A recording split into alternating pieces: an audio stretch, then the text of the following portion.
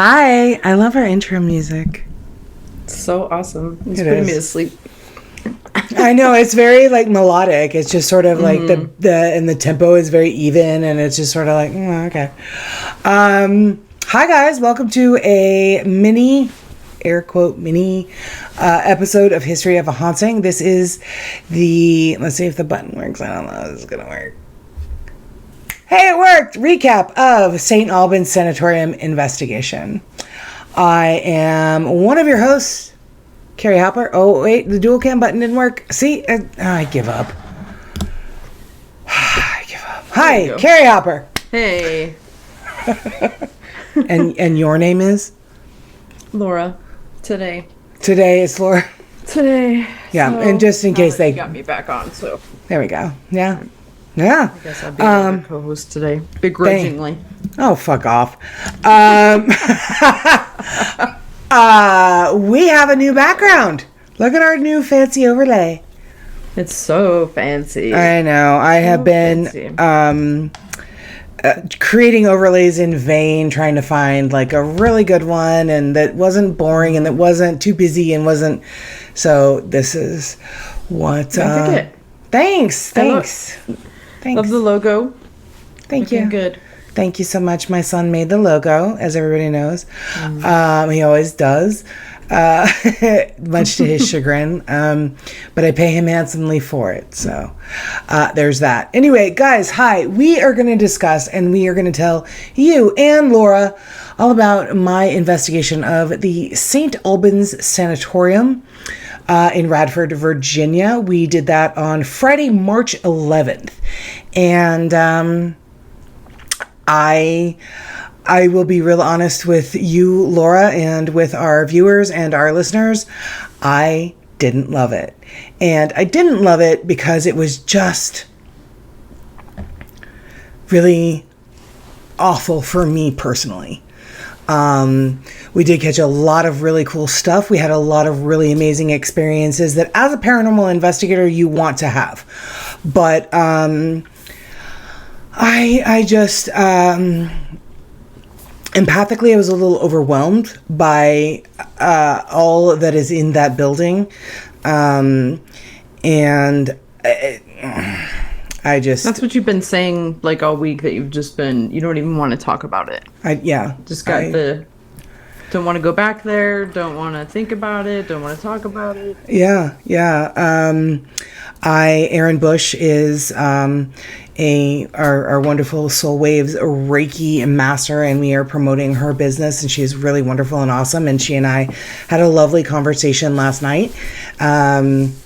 Night before last. She's great, isn't she? I don't even know. Yes, she's wonderful. And I was telling her about it, and I was telling her everything that happened that made me feel really uncomfortable and really I didn't want to be there, and that has never happened to me in a location during a paranormal investigation or any location ever. So I'll get into that a little bit more as we go through how the night went. It was a phenomenal location for a paranormal investigation. And I am not saying that I am trying to dissuade anybody from going there. Just for me personally, it was a lot to handle and to process, and I needed a little bit of help kind of getting through all of that after we came back. So yeah. And I hate to say that because I've been to some pretty interesting places, you know. I've been to Trans-Allegheny, which is one of the more well-known insane asylums in the world. I have been to jails and I have been to prisons that had horrible conditions. I have been to Alcatraz, and I did not feel this way there. And that tells you fucking anything. I think it's interesting that you had such a adverse reaction to it. Yeah, I think so too. And I'm really, I'm sporting the gear, guys. Look, I got my hoodies. I collect them, as everybody knows. I got my hoodie. I got Laura her t-shirt. I even have a travel mug of it. Like I've got all the stuff. But Yeah, no, I don't know. I might, and I think from everybody that went with me, I think I might be the only one that feels this way. But anyway, that's it for my whining and complaining and crying and moaning. I was just gonna ask you if any of the other people had said stuff like that to you. No, just you. Just me. Yeah. Just a Carrie thing. It's just a Carrie thing, and I don't love it because, you know, it was a bucket list location for years and years. Long before the podcast was even a thing, I knew about St. Albans, and I wanted to go there. I don't know. It is what it is. Everybody has a different experience everywhere they go. You know what I mean? Like, not everybody loves Disneyland, like, and thinks it's the most amazing thing. So it's just one of those things. So let's get into the meat and potatoes of this investigation. We got there, so we had the location from 7 p.m. until 4 a.m. And they did have 2 employees that were there. It was really, really well done. And Trans-Allegheny, they do it really, really well too. In that they, you know, when we got there, we had our own walkie-talkies, and I'll tell the funny story. Oh, I think I already did in an episode. Did I already tell you in an episode? Or was that privately that I told you about? You told me, but I don't remember if you told it on the thing. Okay, well, I'll tell it again. Anyway, so we all had our own like private walkie-talkies so we could talk amongst ourselves in our teams. And then St. Albans actually gives 4 individuals, depending on the group size, their own walkie-talkies that are specifically St. Albans in case of emergency, in case you get lost, you get injured, what have you. It is in Radford, Virginia, which is a well-known college town, and police drive by the location throughout every evening, and if they see people kind of loitering or hanging around on the property, they will stop you. And if you don't give them a password that they know what it is for the night, then they will detain you. So because they've had a lot of break-ins. I can imagine, yeah. Which I thought was students that want to go check it out. I would too. 1,000%, yeah. Which I thought was really, really interesting. So they do it really, really well, and they have their own, like I said, their own walkie-talkies. You're given your own password if you're out there having a cigarette. Police drive by and they say, hey, you're supposed to be here. Yes, I am. What's the password? This is the password, blah, blah, blah. So, and you get to pick the password, so it's not like it's the same password for every group kind of a thing. So if you go there and you investigate and you have the password, you can't go back and break in kind of a thing. But, so we get there and they give us a tour. And I got to tell you guys, this place is so fucking confusing in its layout. It's kind of like one main building and then sort of a bridge area that connects it to another main building.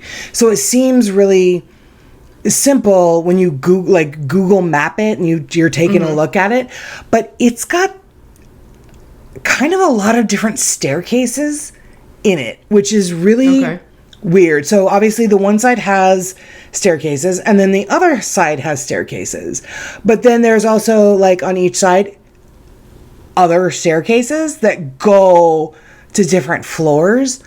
So it was very easy to get lost in this building. So like not all the staircases go to every floor? Yes, exactly. And so it'll go from like 4 to 2 or something? Yes. And Donna and I, it was really fucking weird. Donna and I, she is the lead investigator for Spirits of the Southeast. She and I were talking about it. She's like, it reminds me of Winchester Mystery House because the stairs are so narrow and steep, and they like immediately, they're like the switchback stairs in Winchester Mystery House, and you think that you've climbed up to the 3rd floor, but really you're just on the 2nd. It's weird. Fucking weird. It's really weird. And if you have a backpack on, I was like, listen, I know I've got some like wide hips, but this is a really narrow staircase and I could fit up it, but my backpack couldn't. Like I had to turn to the side to get up the stairs of this insanely narrow staircase. It was wild. And then they have other staircases that are like if you're in a hotel and you have to like use the stairs to go down, they're like super wide. and they're metal, and they're like, it's one of those, a normal building staircase. I can't explain it. It's super bizarre. So guys, if you have ever been to St. Albans and you have experienced these weird fucking stairs, please share it with us, because I can't be the only one. Donna can't be the only one. I mean, really, it's just weird. So did they explain why they're like that? Was it just like for staff to go through, or just it is fucking what it is? We didn't ask. Honestly, we got there and we set up our gear, we handed out our walkie-talkies, and then we went on the tour. And it's a 4-story building.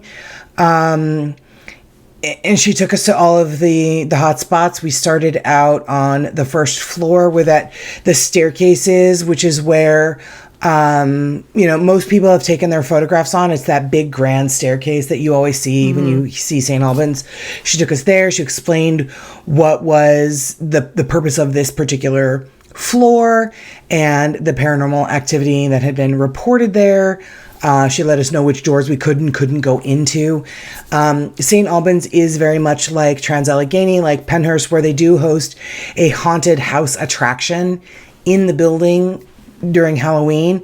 So a lot of their buildings, kind of like College Hill, a lot of their rooms were used as storage for their Halloween attraction props and stuff. Which is startling, like, every fucking time you go past one and something like spooky's fucking in there. Like, I remember there was like body parts hanging in certain areas in College Hill, and because you're in the dark, so your flashlight catches it and you're like, what the fuck? Yeah.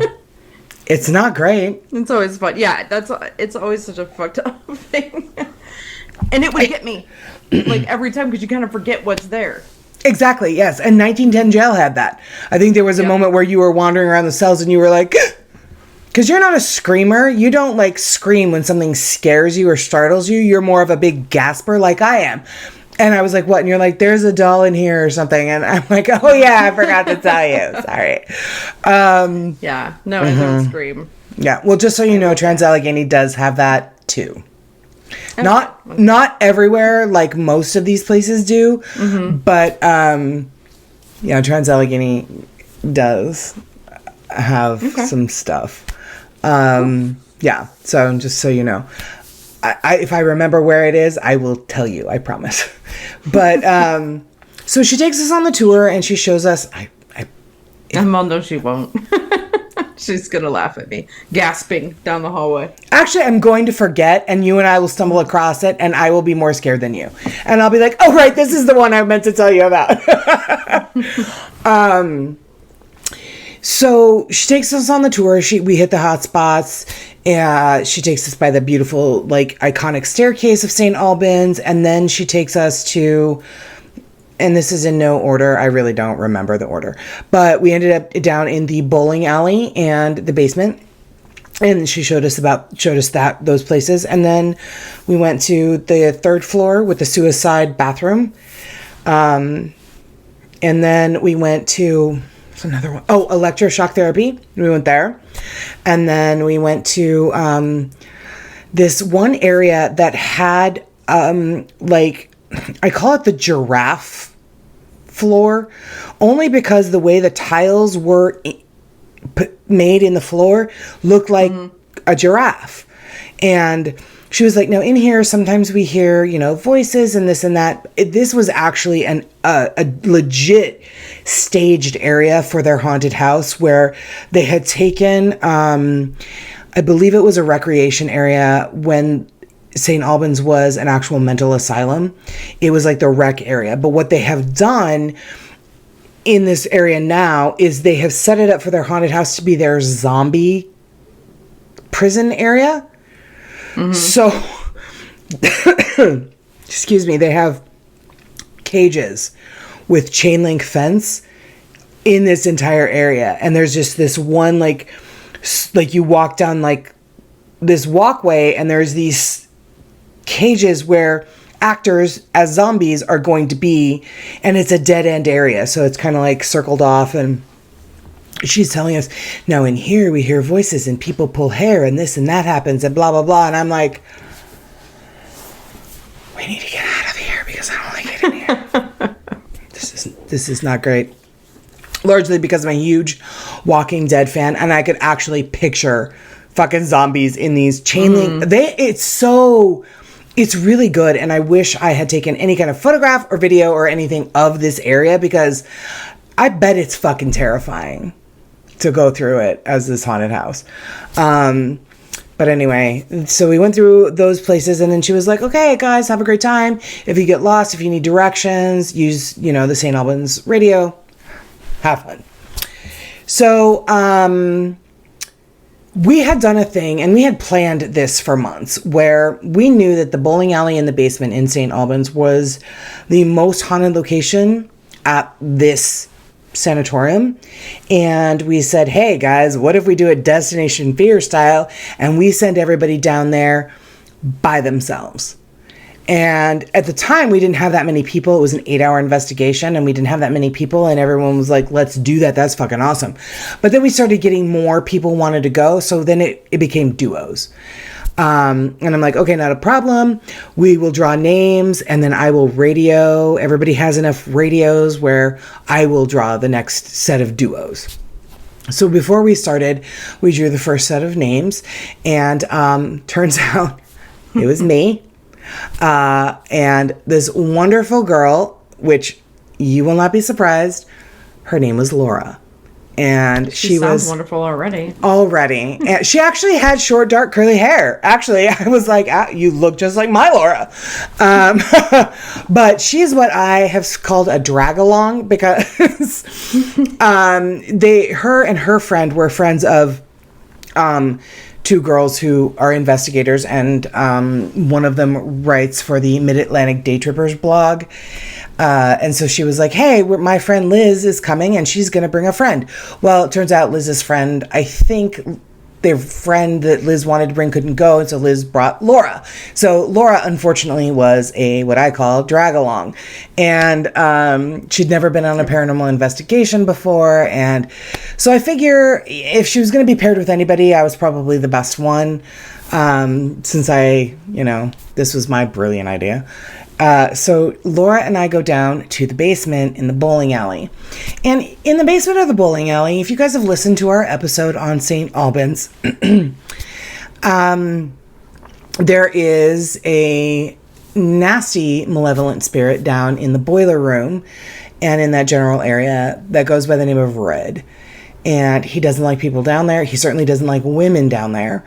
There have been a number of TV shows and other investigations of the bowling alley where people feel that they have been rushed up upon. They have captured EVPs of people rushing up on them.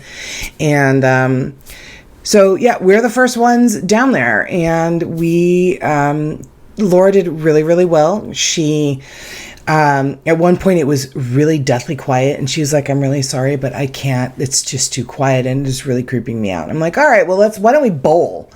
Let's bowl for a little while, because we were all down there for an hour locked in. And I did do a Facebook Live on the podcast Facebook page for about 20 minutes.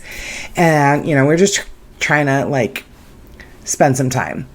So, while we're down there, we have one of the groups had a camera running down there the entire time, facing down toward the bowling alley.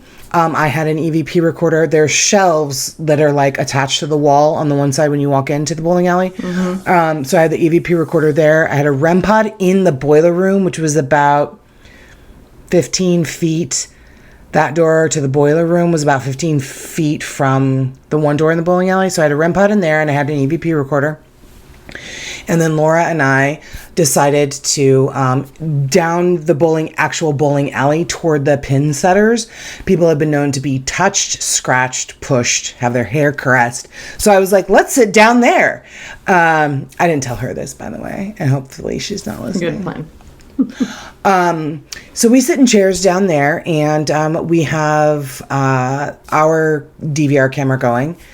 And I have the EVP recorder, again, back down the bowling alley at the entrance on the shelves. And this is what we captured on that EVP recorder. So this is about, I don't know, what's the standard length of a bowling lane? This is about maybe I have no a little idea. shorter than 20 that. feet? I don't know.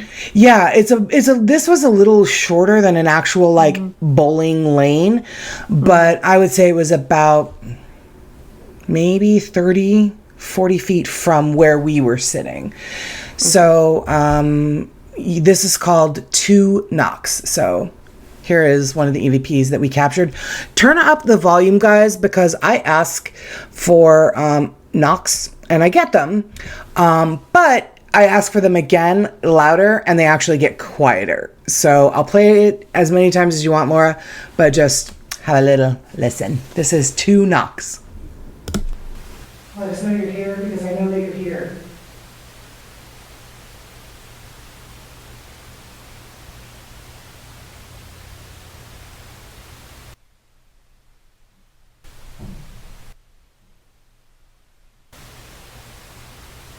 I heard that. Can you do that again? A little louder, please?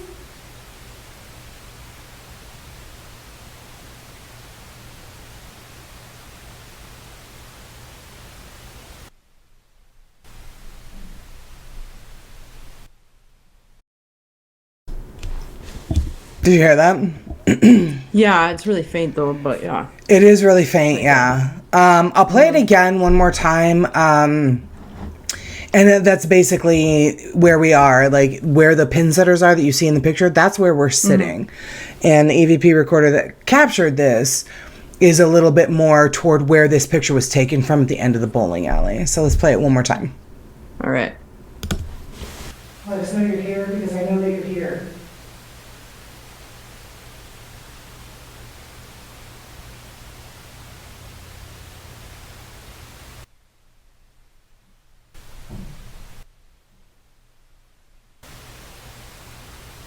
I heard that. Can you do that again? A little louder, please?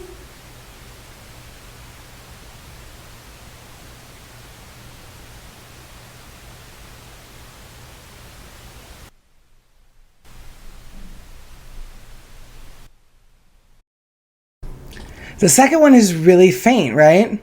Yeah. Yeah. Which when I was like, a little louder, please. And so then, of course, it was really faint, but we heard it.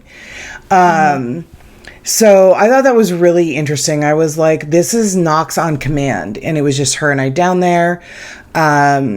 We did find out that, so the bowling alley and everything is right at the base of like those big main stairs that I was talking about. And those big main stairs, because they were the main stairs, most everybody took those to get to the various floors because the other staircases were fucked. We were like, where in the hell is this taking me? So most everybody traveled that staircase. So when I was down there with Laura, I radioed to everybody and I was like, listen, guys, we can hear you on the stairs. So just maybe talk a little quieter. The other thing we realized was in the boiler room, and there have been stories of when it was a mental asylum that employees were raping patients down in the boiler room. And a couple of them had gotten a little too carried away and murdered the patients, a couple of the female patients. There have been a number of claims where either the staff of St. Albans or a paranormal group with the permission of St. Albans sprayed luminol on the floor of the boiler room. And when they did, they found a large pool of blood and drag marks that went out to these 2 double doors. So I do want to say that, and I've been in contact with St. Albans since we left as I'm going through evidence and I'm like, hey, question for you here. One of the questions that I asked them was, where do those 2 double doors go? And basically, because it's in the sub basement, there's the bowling alley and the boiler room are in the sub basement. So there's a basement above it, and then there's the first floor. What happens is those 2 double doors they open up to the outside, and then there's a ramp that goes up to the street level. And then at the street level is the dock, the loading dock for the sanatorium. Right. So somebody pulled him up to take him out. Exactly. But that being said, so there's a ramp that goes up to street level, but there's also then kind of, so if you're looking at this, say, from a sky point of view, this is the ramp that goes up to street level, this hand. But then there's this part which goes back down, which is where like the main dumpster is, like waste management, big, huge dumpsters that St. Albans uses to dump trash and stuff in. Okay, so one ramp goes up to the dock, another ramp goes to the dumpsters, kind of. Right, so one ramp goes up, and then at the street level, there's a ramp that goes down where the big dumpster sits. Okay, makes sense. At the level part of where the dumpster sits, so like this is the dumpster.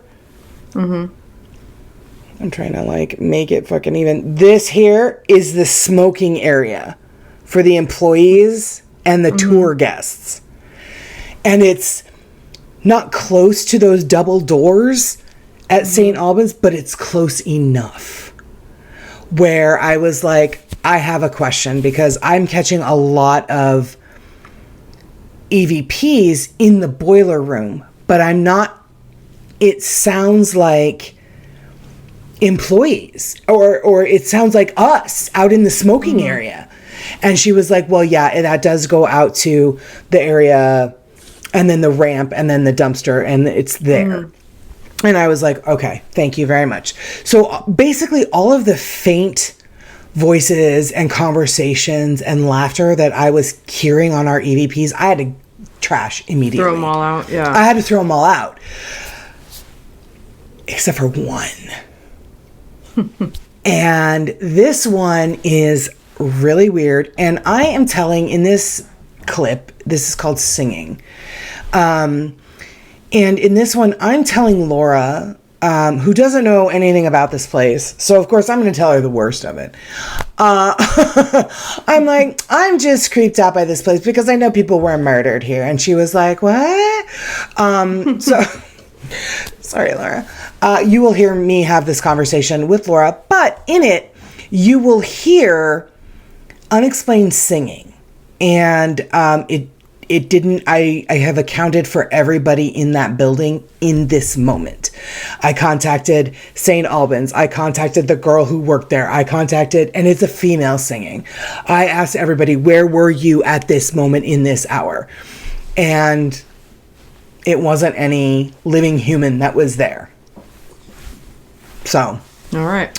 Turn it up, guys, because it's a little faint, but you can't, I mean, I don't think you can miss it, but you tell me. Here we go. It's called Singing. Just because I know people were murdered in it. Really? Mm-hmm. Women were brought down here and raped and murdered. Oh my God. Yeah, they had taken luminol and sprayed it on the floor and found a pool of blood with drag marks leading out to this door back here.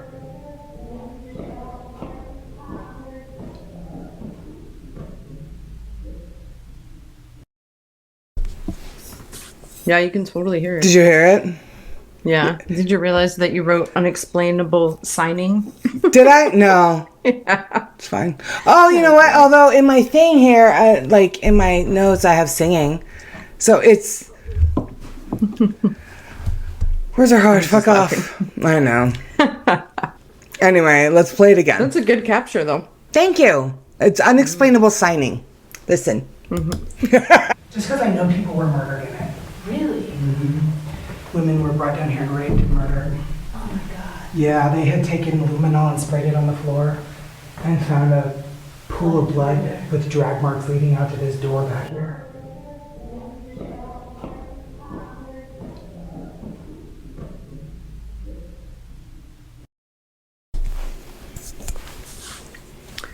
That's weird. I know. And I can't, thank you. I can't place the song.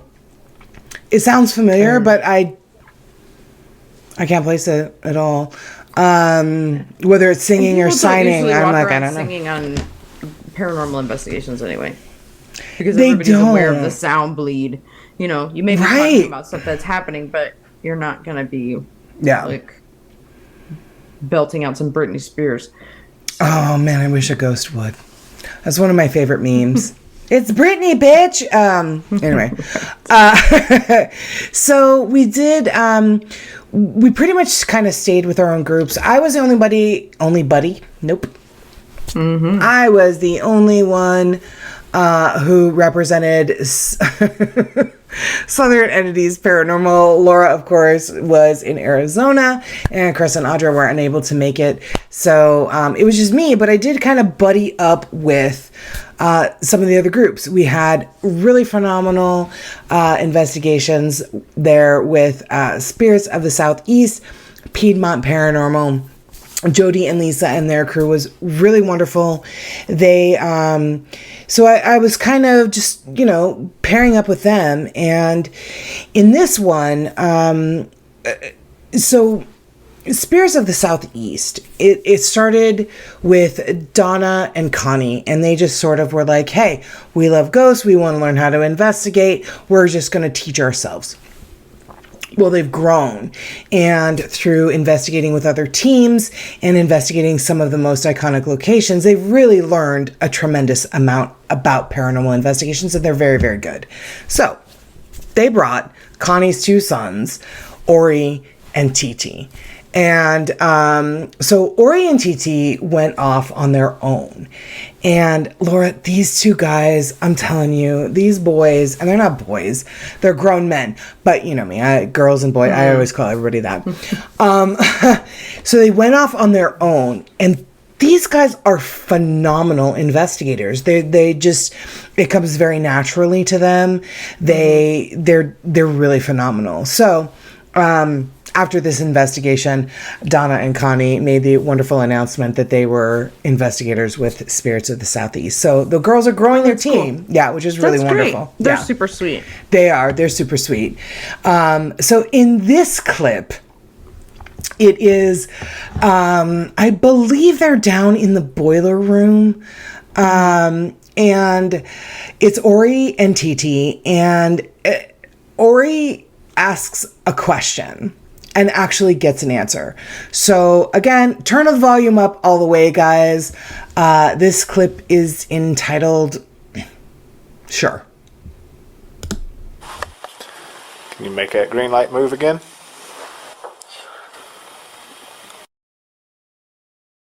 Isn't that a good one? Isn't that a good one? Really good one. It's super clear. Super clear, yeah. When they sent it to me, they were like, I think it says sure. And I'm like, okay. And so I listened and I'm like, holy crap. Like I'd have to enhance this one at all. So let's hear it one more time. Can you make that green light move again?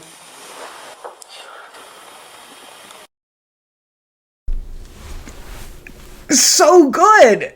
That one's absolutely so good. Mm-hmm. So this next one is also from Spirits of the Southeast. Again, it is Ori and his brother TT. We had a little bit of debate when they sent the audio to me initially. They were like, I think this is what it's saying. And when I ran it through, I was like, I think you're right. But then Donna played it for her son, and he was like, I don't hear that at all. We thought it was saying shit. And he goes, I don't hear that at all. What I hear is this. And I'm not going to tell you what the title of it is. I'm just going to play it. It's a bit of a long video. We play it and then we slow it down. So again, it's another one of those quiet ones. If I raise the amplification of volume too loud, the pops and the clicks and the white noise would have been too loud to really hear it. So I just kind of left it as best I could. We will play it a couple of times, but this one I think is phenomenal. So here is this one. Go ahead, use them.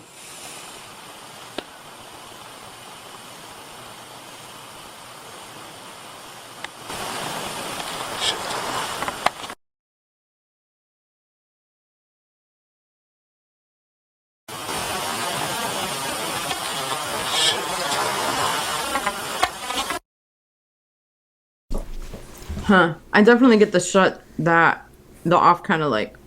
It's sort of, yes, but you hear, right, you hear 3 syllables, and you hear 100%. shh, that, like, it's, let me play it again.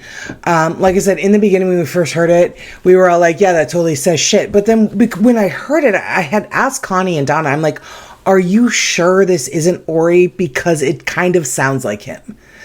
And they were like, no, listen again. And I listened again, and it's sort of like in the timing of the way Ori speaks to when you hear it, it's just, it didn't feel natural. And then Donna's son was like, I don't actually hear that at all. This is what I hear. And so we listened again, and then I slowed it down, and I'm like, oh my God. So here it is again. Go ahead, use them.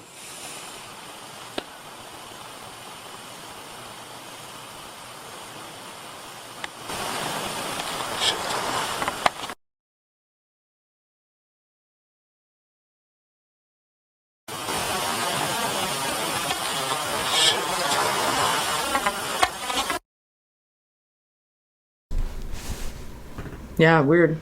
Super weird. Yeah. They got a lot of reaction. Just the two of them, this was their first investigation, and they went off on their own, and they were like, let's see what we can see. And they took a couple of, an EMF detector, and they took, what I think is so brilliant and ingenious is that these guys we all met at Trans Allegheny, and they brought, those cat balls, the little plastic cat balls that have the little jingle bells in them, with that light up when you move them. They brought those. Oh, that is ingenious. Isn't that ingenious? Mm-hmm. And so they had a couple of these cat balls, and they were playing, they were going around and doing investigation and actually getting interaction with these light up cat balls. Like the ball would like roll a couple of inches and light up and jingle, and unbelievable, just really unbelievable. And I was like, that's fucking brilliant. And then I wrote this like mental note, tell Laura we need to get cat toys that are not for Eddie. Yeah, or we have to take them from Eddie when we go on investigations, if he'll let us. Yeah, he wouldn't let us. No, you'd have to just get your own and just keep them away. I do have one last EVP from Spirits of the Southeast, which again is Connie's sons, Ori and Titi. These guys were phenomenal, and they apparently, whatever was there, really loved them because they got a lot of interaction the whole night. This is called Peekaboo, and I will play it again. It's a little, again, turn the volume up, guys. Yeah, it's called Peekaboo. Anyway, I hate to put that matrix in your head, but whatever. Here we go.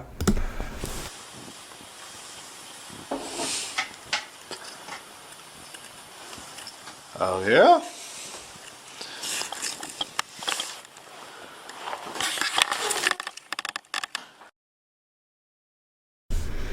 It's really quick, right? Sorry, it's very quick. Yeah. I'll play it again. Okay. Let's say.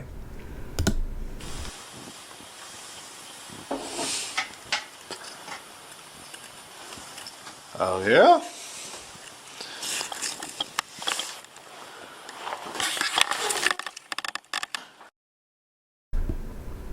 You hear it, right? I hear it. Yeah, I mean, you can hear the little talking, yeah. Like a child's voice. Mm-hmm. Da-da-da. Like, I'll play it again. Something. Also, for the listeners, before I play it for the very first time, you hear a child say, Mom. That was actually Laura's son, Zane. Oh, yeah. She muted herself. Yeah. As unfortunate as I was like, let's play it. And then you hear, Mom. I was like, oh, that was Zane. Here we go. Here's the clip again.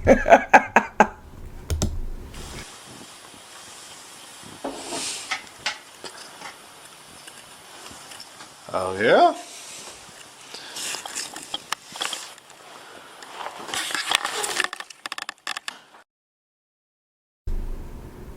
The syllabic tone of it is da-da-da. Mm-hmm. It hits the pitch and the tenor of all of peekaboo. Mm-hmm. It's really, I don't know. It's really, I just can't. I can't explain it. What are your thoughts on so far on these EVPs that we have played? There's some good ones there. Right? You know, that you can really make out and kind of As here a and they're contextually appropriate. Yeah. I think the Sure, the one that we played that we was like, can you make that green light go off again? And you can, sure, that's clear to me. Super clear. As a skeptic, what do you feel about the knocks, the singing, the Sure, the shut that off, the peekaboo? What do you think about these EVPs? EVPs are subjective, right? Like, it's not video. It's not a hand coming out of a cell. It's not. Well, and because you're not like there, you know, of course you can't. Like, I can't say it wasn't bleed or, you know. Right. For sure. So, yeah. That's hard. But, you know, a lot of times the EVP, the voices sound different. They don't sound like living people. Like, they kind of sound electronic, almost like they have kind of, yeah, a filter on them. So, yeah, but they seem good. Yeah. They were good. So if they were EVPs that you had captured, what do you think? Would you be, if you had been in that moment? 100% convinced. No. I would, no, because I love to hear and I love to see you be put in a situation where you're like, I don't know what that was. I cannot explain it. Because then I'm like, but I know that that's not enough, right? But I still am like, right. If I had a mustache, I'd be like, yes. My plan is working. But if they were your EVPs, what would you... I would find them compelling. Especially, you know, if they were mine and I knew the context and the situation. Right, yeah. Exactly. Okay. So, this next one. So, like I said, a bunch of us, we all split off. It's a 4-story building. It's got 2 different wings. And we were doing investigations down in the bowling alley in duos on the hour, every hour. So we knew we kind of knew where everybody was, but we also knew that, like, it wasn't coming from you know, certain people, because everybody knew who was down in the bowling alley at that time and it was doing their hour. This one,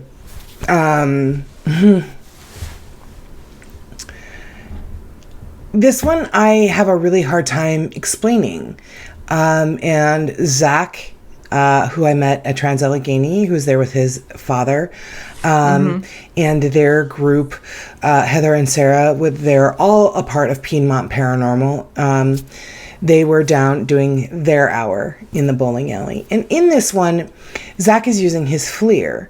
And Laura, you and I are very familiar with the FLIR. It is a thermal imaging camera. It was a camera that it was designed for the military, and they have made it so that you can pop it into the bottom of your iPhone and you can be using that for whatever. They're super cool. They're super cool. If you want to use them as a paranormal investigator, go right ahead. If you want to use them as a plumber to kind of see where, like, through, like, pipes in the walls, that was what the instruction booklet told me to do with it. Oh, if you want to, if you're a plumber and you want to look in the walls. No, I don't. I want to look for ghosts. But anyway, so Zach is using this, and they're down in the bowling alley, and Heather and Sarah are kind of off in the separate hallway, kind of doing their own thing between the boiler room and the bowling alley. So it's really just Zach and his dad, and his dad is down by the pin setter in the bowling alley. Zach is at the end of the lanes.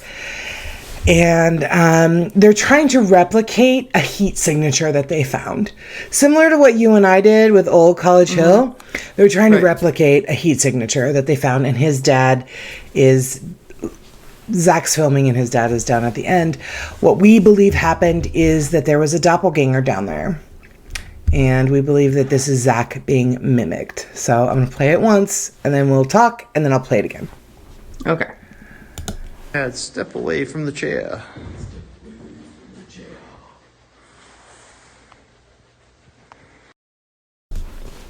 Did you hear that? Yeah, I heard. Yeah, like a voice. Okay, I'll play it. We'll play it multiple times if we have to, but let's go ahead and let's play it again. So the first voice you hear saying, "Dad, step away from the chair," and he was just saying in a goofy voice, just kind of like, you know, that's Zach. The second voice that starts almost immediately after is not Zach, and they didn't hear it at the time. So here we go. Dad, step away from the chair.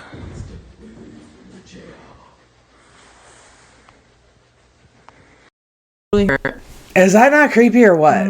Yeah. That was creepy. Yeah. I'll play it again. In the video, it starts almost immediately. Oh, your door's open. There's a head. All right. We'll Hold on 1 second. All right. So in the video, you hear Zach, and then almost immediately you hear him again, and they mimic the same goofy voice Zach is using, except they say chair longer than Zach says it, but it sounds like Zach. So Could it have been an echo? Nope. Like on their equipment or something? Nope. Let's have another listen. Dad, step away from the chair.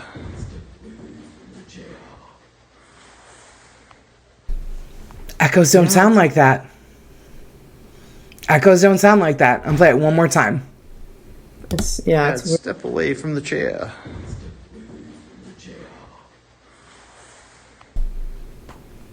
That's weird. It drags it out. It's absolutely unbelievable. And St. Albans has been known to have doppelgangers there.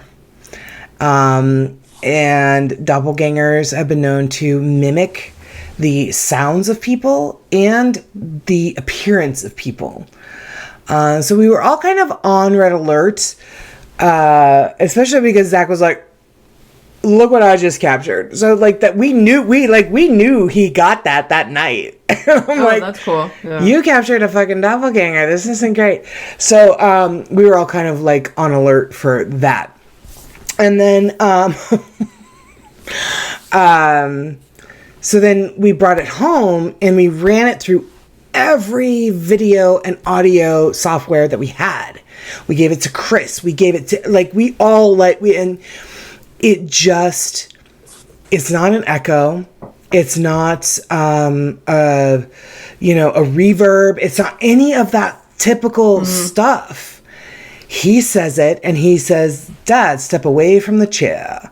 And then this echo starts almost immediately, step away from the chair. And it drags it out longer. And an echo wouldn't do that.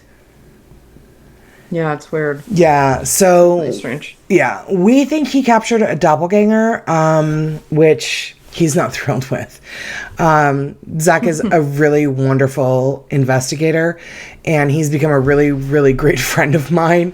But yeah, he was like, I don't love this. I'm like, I don't love it either, dude. Why'd you send this to me? I don't like it. I don't want to fucking hear this. And yet I did, because it was really phenomenal, frankly.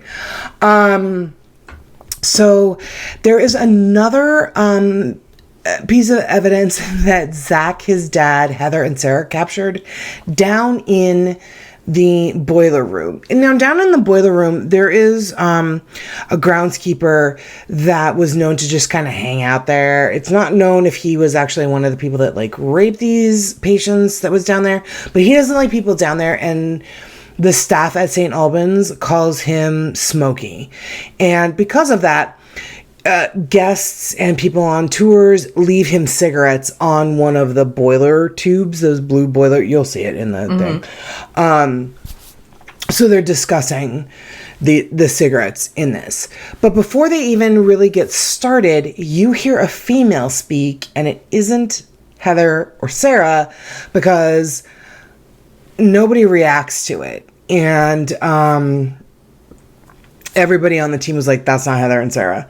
So you'll see it. This is, well, you'll see what it's called. This is titled. Hang on. Here we go. If you're saying kiss my foot because you're taking the cigarettes, You can.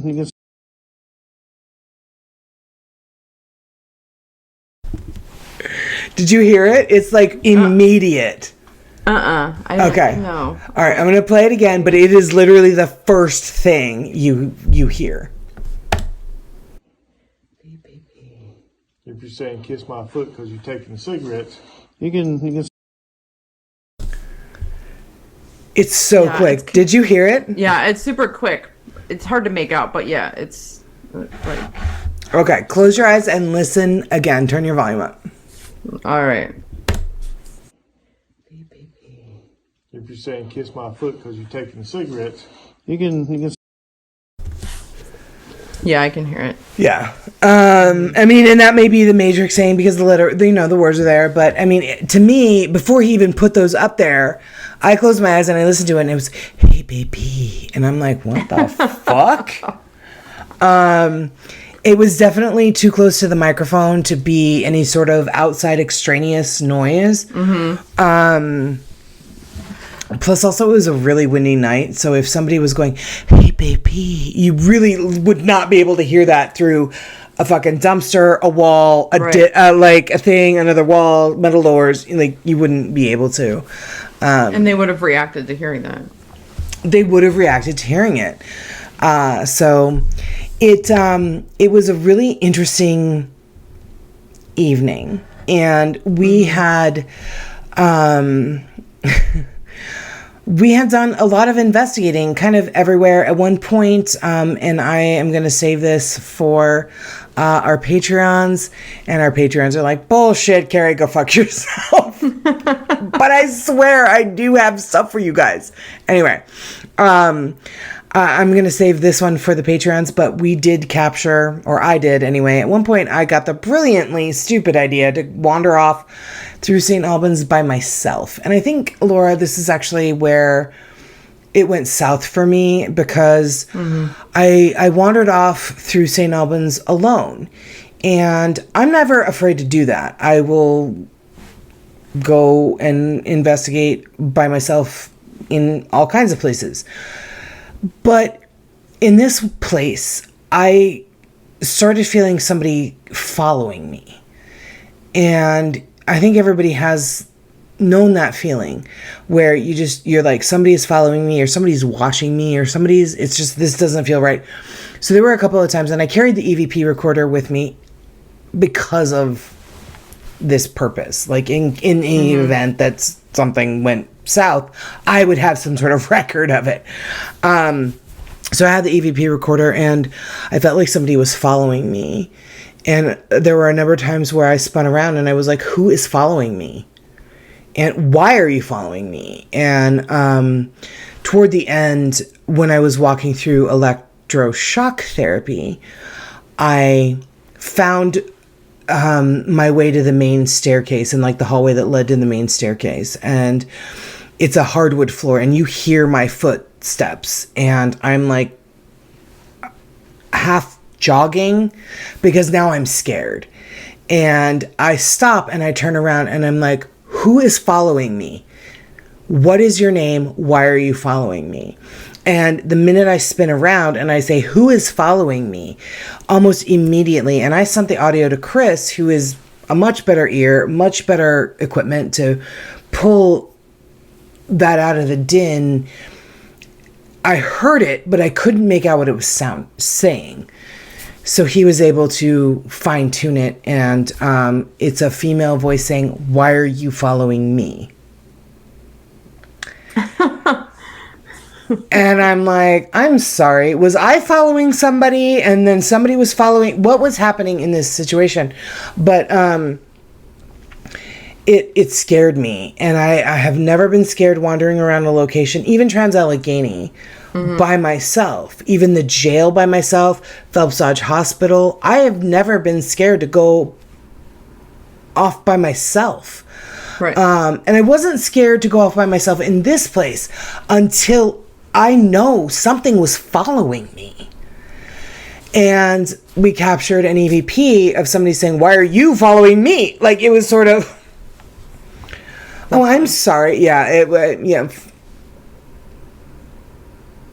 Funny to you. Yes.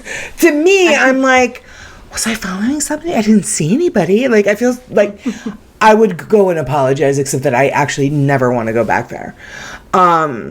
So I finally find my way back down to the gear room and where everybody is, including the employees, and it's all brightly lit and wonderful. And Donna and Connie's two sons, Ori and TT, and their friend Brittany, they're like, we're going to go to electroshock therapy. Do you want to come with us? And I was like, yes, let's do it.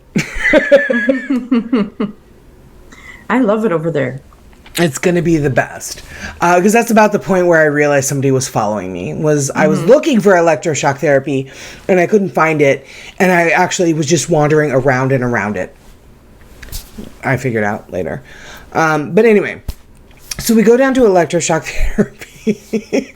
And it's me, Donna, Connie, Brittany, and then two males, Ori and TT. And we get in there and we've got, cameras going. We've got REM pods.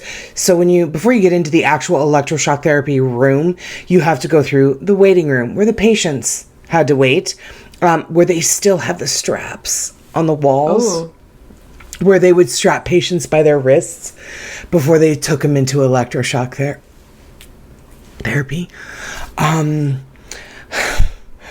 And then after they were electroshocked, then they would be taken into recovery. So we had a REM pod in recovery and we had a REM pod in the waiting room. And they had a bed in the recovery room. When Ori and TT had been there initially, that was where the cat balls were being lit up and kind of rolled on the floor, and it's just awful. So we're in the actual electroshock therapy room, and me and Donna and Connie and Brittany are asking questions, and we're not getting any answers.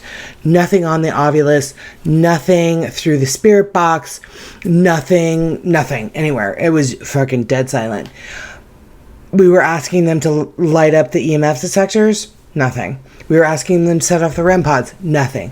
But when Ori and TT would ask, the cat balls would roll and light up. The EMF detectors would light up. And we're like, is there a doctor here that doesn't like women? No answer. Ori would ask the question, shit would light up. And I'm like, this is kind of fucked. So I have never used dowsing rods as a means of investigating, but Donna and Connie had them. So they gave them to Ori. And Ori was using them and asking questions. And he was getting responses through the rods. So the rods would point cross for yes and spread apart for no. And because I've never used dowsing rods, I was really not paying attention to the rods, but to his hands. Because you're supposed to just kind of hold them, and then you're supposed to keep your thumbs down around like a fist, but not a tight fist, just enough so that they didn't And I'm watching Ori's hands as he's asking questions, and they're not moving at all. And you're supposed to put them on the arms of the chair so that you're not you're not redistributing weight so that they're crossing or something. Exactly. And I'm watching his hands, and I'm sure that I'm going to see him be clench the one fist and kind of turn, clench the fist and kind of, I'm watching the muscles in his hand. Nothing. He's just all nothing. The thumbs didn't move. Nothing tightened. It was really weird. So him and TT, and here's the other thing too. Donna and Connie have the kind of EMF detector that also has a thermal temperature gauge in it, and if you set the EMF detector off, it makes it beeps. The ones that we have are very quiet. It just lights up, but there's beeps if the EMF detector goes off. So their EMF detector that TT was holding was constantly going off, and then the EMF detector was dying. It kept powering off. he'd have to turn it back on, which it had a full battery. And when he would turn it back on, it would say full battery. But for whatever reason, it was just shutting down each time. So we thought that was really weird. Ori was getting answers through the dowsing rods and through the EMF detectors, which we thought was really interesting. When the women would ask questions, nothing. So we figured that there was a male doctor there, and he didn't like women. There was a point where I was sitting down, Donna was the only one standing up, and we had a bunch of cameras trained on Ori because he was the one with the dowsing rods. And I haven't actually gone through all that video yet, but at one point we heard voices in the hallway outside of the waiting room. So like you go up the stairs and there's a little hallway, and then you might make your way to the hallway where the patients had to wait and be strapped waiting to be electroshock therapy. Yeah. We heard voices out there, and we were like, oh, that's just the other group. And we were like, guys, we're in here. Come on in. Like, it's okay. You can come in. And the voices would stop talking, and then we would hear them again. And it was a multitude of, like, I don't know, 2, 3, 4 people. And we're like, guys, are you out there? And they wouldn't answer us. So I got up to go see which one of the groups was up there. And I go out there with my flashlight. And the second I walk out of the electroshock therapy room and I start to turn to go to the stairwell, there's a door at the end that's one of those almost like bathroom doors in a restaurant or a gas station that's not all the way to the top, not all the way to the bottom, not all the way to the bottom. And there's a foot that I see sticking out of the bottom that immediately brings itself back in. Ew. And I went... And Connie... As we do. Yeah. Connie is standing in the doorway, and she hears me, and she comes out, and she goes, what? And I said, there was a foot just came out of that, under that door. And she was like, shut up. And I'm like, I wish I could. And she was like, well, go look at it. And I'm like, okay.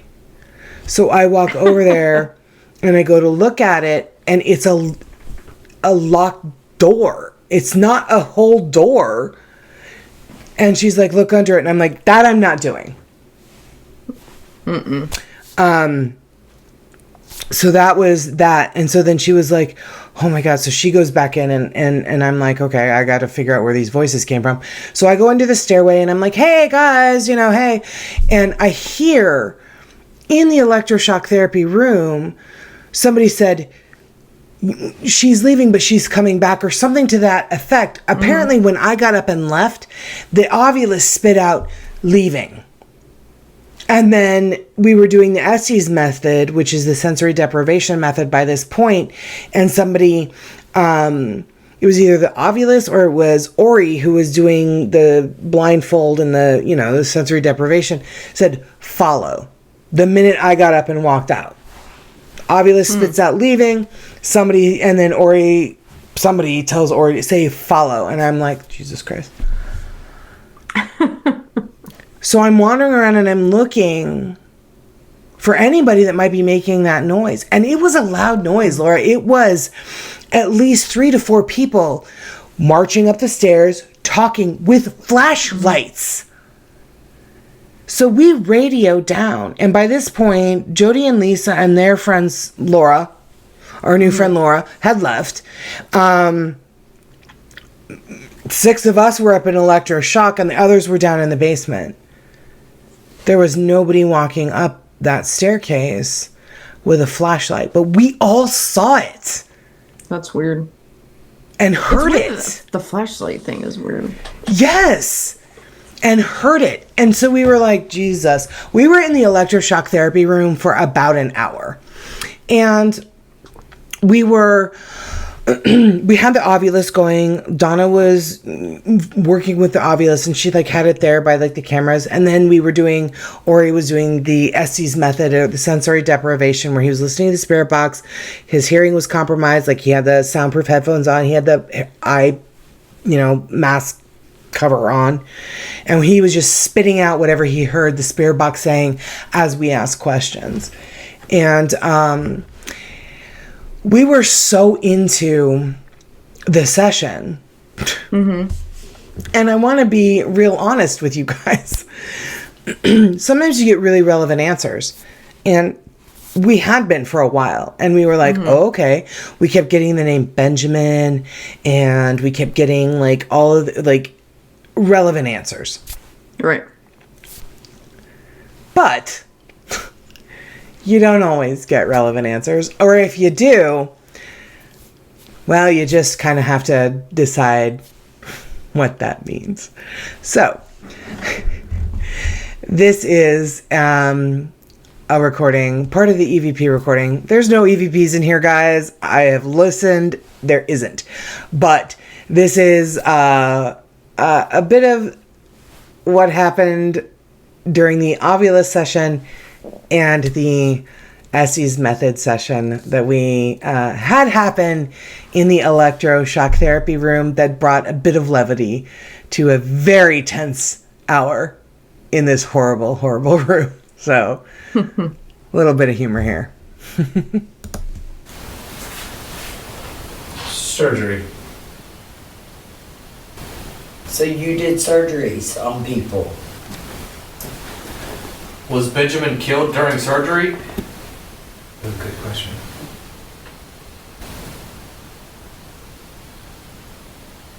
Yes. Iron. What? Iron.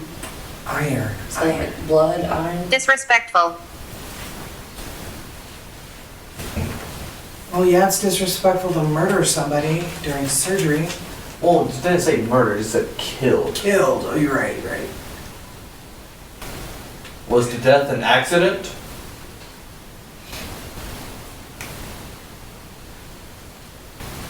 Food. Was he food poisoned? Ejaculation.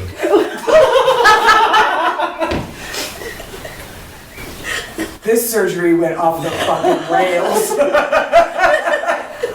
Disrespectful.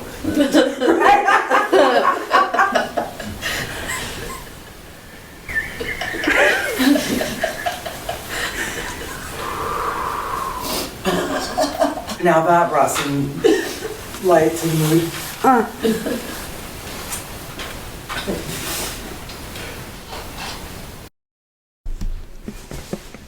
That's funny.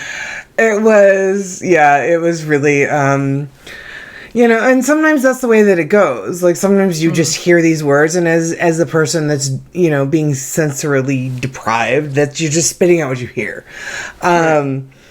So, yeah, we did we giggle for a big, long while after that. After that, we started getting answers from what we believe to be the doctor that was not amused by our laughter. And we spent a lot of time in there. At one point, Connie Santiti did wander around and was just kind of like, these guys were so brave. And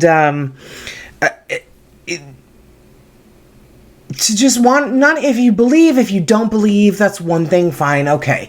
But to kind of wander around a building you're not familiar with in the fucking dark, that's kind of brave. I have a lot of respect for folks that do that. Laura, you definitely did that during College Hill. You were like, I'll check it out. And I'm like, do you know where you're going? You're like, no. Okay, well, scream if you need us. Like, I have a lot of respect for folks like that. And these guys really like wandering around.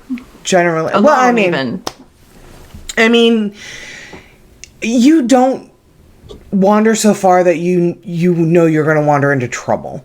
Right. Unfortunately, we haven't ever been to a location where that has been a situation. I can't say I won't take you there one day, but whatever. That's not what we're talking about now. Just like in a couple of weeks. Okay. I mean, something. But these guys are just consummate professionals. And so, yeah, he was wandering around, and we'd been in there for like an hour, and it was a gross place. We knew what had happened in there. We felt just sort of, scared and bad, and like, it just, it was a lot of power of suggestion in that room because you knew what happened in it. And, it was just all bad gross. And gross. Yeah, it was really gross. But we did have an abrupt end to our jovial session, 1 point jovial session in the electroshock therapy room. We did have an abrupt end to it that actually stopped the laughter immediately. Laura, I don't know. Listen to it and let me know if you think that you would have been like, yeah, we should probably dip out of here. The minute we heard this, and it's kind of chaotic, like a lot of shit happens at once. At one point, Ori is spouting out what he's hearing the SB7 saying, and the Ovulus is saying some shit. So we can play it a couple of times, but the minute we heard Satan, we were done. So here is the abrupt end to our evening at St. Albans. And at Montgomery, it was zapping. But they're playing with you tonight. Kiss.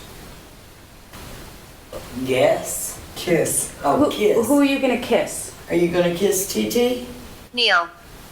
Neil. Now Neil's come to the party.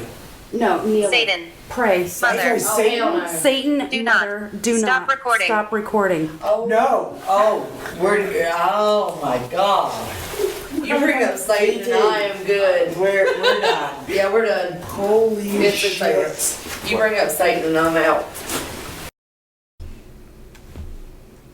So it says Neil, Satan. Yes. Stop recording. Yeah, so it says Neil. It was spitting out male names. So when she said Neil, I was like, now Neil's come to the party. And she's like, no, not Neil, like pray. Then all of a sudden the Ovulus is just spitting out Satan, don't stop recording. And we were like, I'm sorry, Satan, what? And then the energy, and it could have been just the words we were hearing, and then our reaction to it was making the energy in the room really, really scary, which is likely the case. But we were like, no. So I'll play it one more time, and this is essentially what brought the lovely evening to an end. And at Montgomery, it was zapping. But they're playing with you tonight. Kiss. Yes. Kiss. Oh, kiss. Who are you going to kiss? Are you gonna kiss TT? Neil. Neil. Now Neil's come to the party. No, Neil. Satan. Pray. Mother. Satan. Do Mother, not. do Stop not. recording. Stop recording. Oh No. Oh, oh my God. You bring up Satan and I am good. We're done. Yeah, we're done. Holy It's shit. You bring up Satan and I'm out. Yeah. It's interesting. Yeah, the minute anybody said Satan, we were like, we don't need to know anymore. We don't want to ask any more questions. Like, no, we weren't even about to try to continue with that. So, yeah, that was our abrupt end to the evening. Seems like a good place to stop. Seems like a good place to stop. Yes. It was a really phenomenal evening, and I really did. I enjoyed the experiences that I had because I had never had a lot of experiences before. But St. Albans was built on land that had horrific things happen to it as far back as 1755. Draper's Meadow Colony was brutally massacred by the Native Americans that lived here in horrible, horrific ways. So there's a lot of tragic blood spilled on the land, and then they built this boys' school, and that was no better. That was a horrible, horrible place for young boys. A lot of suicides, a lot of murders, a lot of rapes. And and a guy who was just like, hey, guess what? The athletic dudes are cool and you cerebral idiots are just that. So nothing was great about that place. And then it was a sanatorium for tuberculosis patients. And then it was a mental asylum. And so nothing fucking good ever happened in this building on this land. And I just think I felt too much empathy for all of it. And I didn't love it. I didn't love it. But Laura, I really love my hoodie collection. I'm so glad. So I bought it's hard one. to go to places like where you know the stories of the terrible shit that happens and not have it like impact your mood, and like going to these places, like you know when you know the stories, it's a downer, man. It is a downer. And to actually stand in the hallways and the classrooms and the bathroom where so many people committed suicide. You and I were talking earlier today about places I want to go and see one day in London, and Hampton Court Palace is one of them, because the idea of walking the same places that Henry VIII and Anne Boleyn walked is very magnanimous and amazing to me. It's no different with places like this. And I didn't realize how much the horrible history of this place in the land would resonate with me. And I couldn't wait to leave. We had actually thought that we had the building until 5:30. And then Donna was like, actually, I'm not sure if it's 4 or 5:30. And there was a storm coming in. It was a winter storm that had blasted like the Midwest and Chicago, and it was moving its way through the east and then going to go up the northeast and, level everybody there. And I was like, well, if I can get out ahead of it, because it wasn't supposed to hit until later Saturday morning. If I can get out ahead of it, I'll be okay.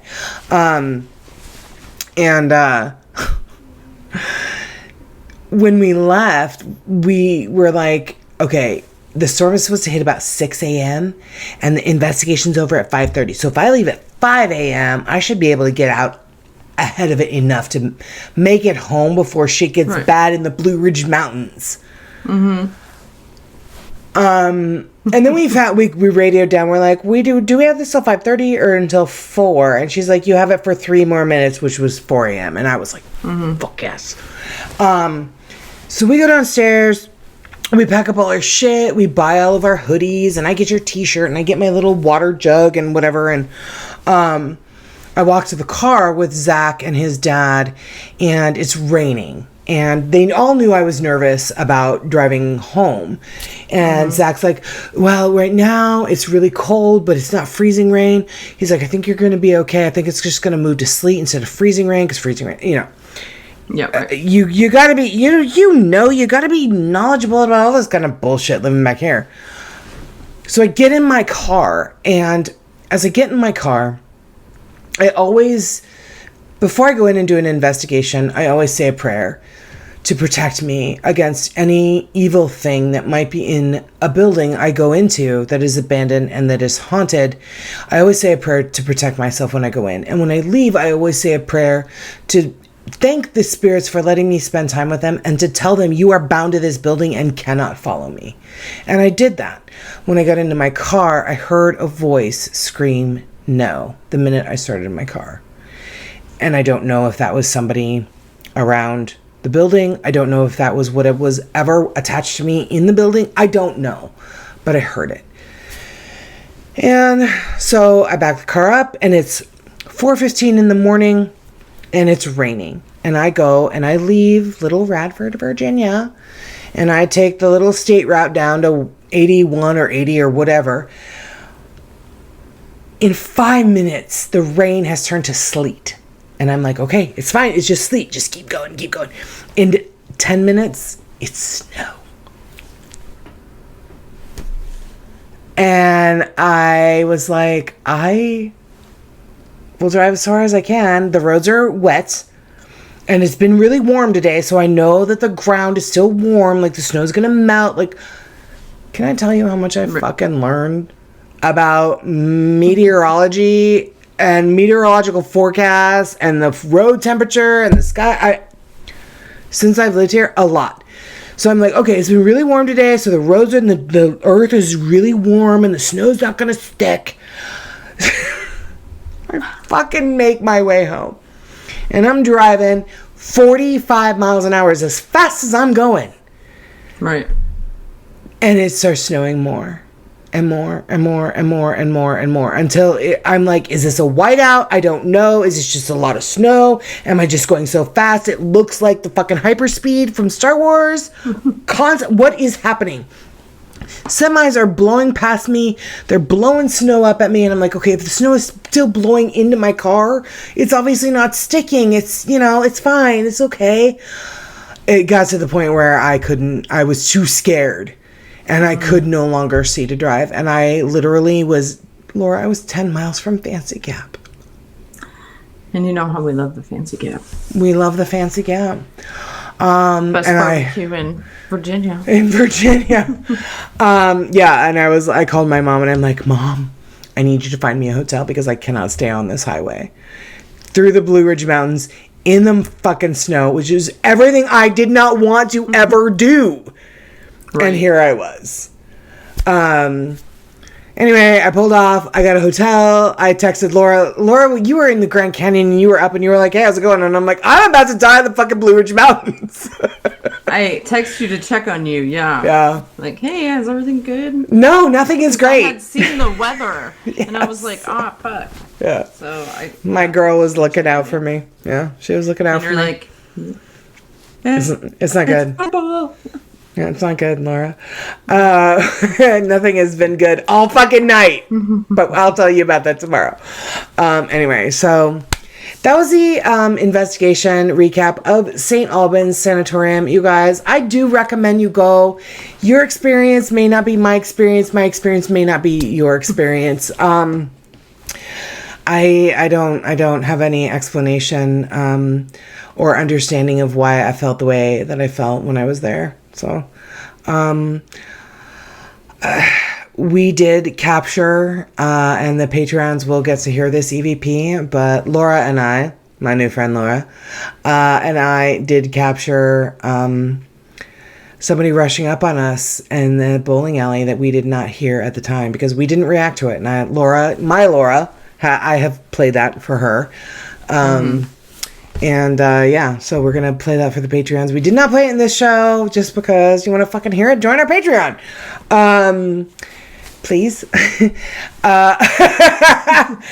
Yeah, so we did capture somebody rushing up on us. And, if you are a fan of Destination Fear, yeah, it's happened before to them. And I did send it to Dakota Layden because, he and I. You guys are BFFs. We're BFFs. Yeah, so that was St. Albans Investigation. Laura, what are your thoughts? Would you go there? Yeah, well, you know me. I'd go just about anywhere. It sounds, I know the stories and stuff. It does seem like it was an interesting investigation. It sounds like it does have a terrible history, but the history is interesting alone. Yeah. Reason enough to maybe go there if you like creepy old buildings, as I do. And yeah, she tells me my dates are terrible. I said, and yet you tell me my dates are terrible. Oh, Zane, we're almost done. Right, yeah. Yeah. I'm being beckoned. I'm being summoned by my when master. the schnecken beckons, yes. I'm hungry. I know, baby boy. I'm so sorry. He's fine. Yeah. He's fine. Anyway. He was a little bit under the weather, so he's a little bit extra needy. My little Zaniac. It's his mama. My little Zaniac. You tell him I said he's not sweet. I will. Okay. Once I called He him. won't believe me. I know. Well, once I was like, hi, sweetie. And he goes, I'm not sweet, Carrie. I'm like, okay, fine. So now he's just not sweet. He has his phone back now, so he's been really cute though. He keeps sending me these little like messages about how he loves me, and then just goofy ones too. I think I sent you one the other night. You did, He's just yeah. he's silly and funny, and I'm telling you, boys they're just, wow. They're something else. I mean, they're cute, Yeah, and then they're so gross, and then they're, what the All of fuck? those things. There's so much, like, good God. God love them. They But then stink. they're so sweet. They're so cute. And here it's like, oh. Anyway, yeah, so that is, ladies and gentlemen, St. Albans Investigation Recap. Please do follow Spirits of the Southeast. They are on Facebook. They are posting a lot of their evidence reveals on Facebook. And also Piedmont Paranormal Investigation Team.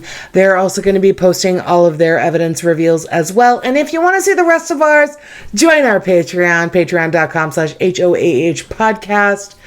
And yeah, that's that on that. The next paranormal investigation that we have coming up for you is the private investigation of Trans-Allegheny Lunatic Asylum. And that one Laura is going to be going to. Laura, it's only 20 of us in a 135,000 square foot building, 4 floors, one of the most infamous asylums in the world.